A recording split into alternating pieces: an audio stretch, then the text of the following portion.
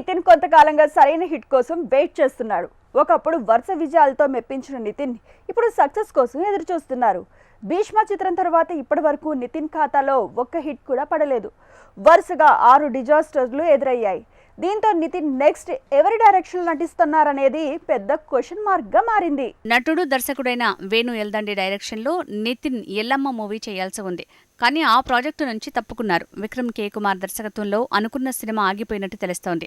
Little Hearts fame Sai Marthand direction లో movie చేస్తారనే వార్తలు వచ్చినా ఇప్పటివరకు ఎలాంటి అనౌన్స్మెంట్ రాలేదు. దీంతో నితిన్ కొత్త సినిమా ఎవరితో చేస్తారోననే అంతా మాట్లాడుకుంటున్నారు.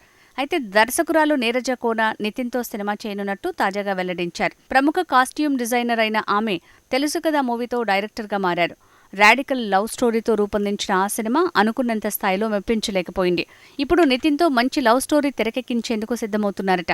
ఆ విషయం ప్రస్తుతం సోషల్ మీడియాలో హాట్ టాపిక్ గా మారింది. నితిన్ ఈసారైనా హిట్ అందుకుంటారా అని మాట్లాడుకుంటున్నారు.